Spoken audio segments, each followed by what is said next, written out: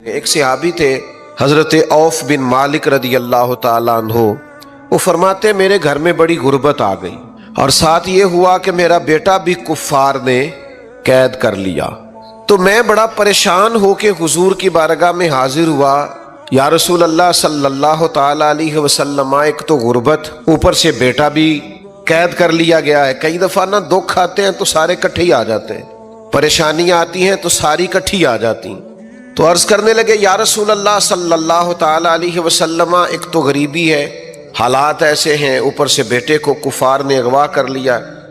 تو اللہ کے حبیب نے فرمایا اللہ پہ بھروسہ کرو اور لا حول شریف پڑھو، لا حول ولا قوت الا باللہ العلی العظیم، اس تسبیح کو پڑھو۔ فرماتے میں اور میری بیوی نے پڑھنا شروع کیا، اللہ کی ذات پہ بھروسہ اور اس تسبیح کو پڑھو۔ فرماتے ہم پڑھ رہے تھے، بھروسہ اللہ پہ تھا، دروازے پہ دستک ہوئی، باہر گئے تو اللہ نے فضل کیا، بیٹا دروازے پر موجود تھا اور اکیلا نہیں آیا، 400 بکریاں بھی ساتھ لایا۔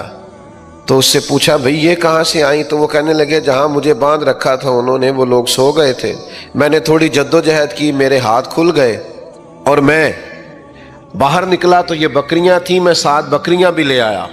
تو کہنے لگے ان کے والد چلو حضور کی بارگاہ میں جا کے پوچھتے ہیں کہ یہ ہمارے لیے جائز بھی ہیں کہ ناجائز ہیں، اگرچہ کافر کا مال ہے اور مال غنیمت۔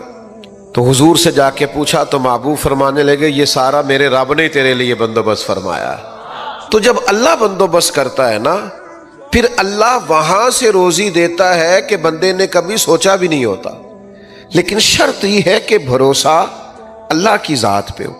جب بھروسہ اللہ کی ذات پہ ہوتا ہے پھر بندہ دھوکے سے مال اکٹھا نہیں کرتا، فراڈ نہیں کرتا، کسی کو لوٹتا نہیں، کسی کا گھر نہیں اجاڑتا۔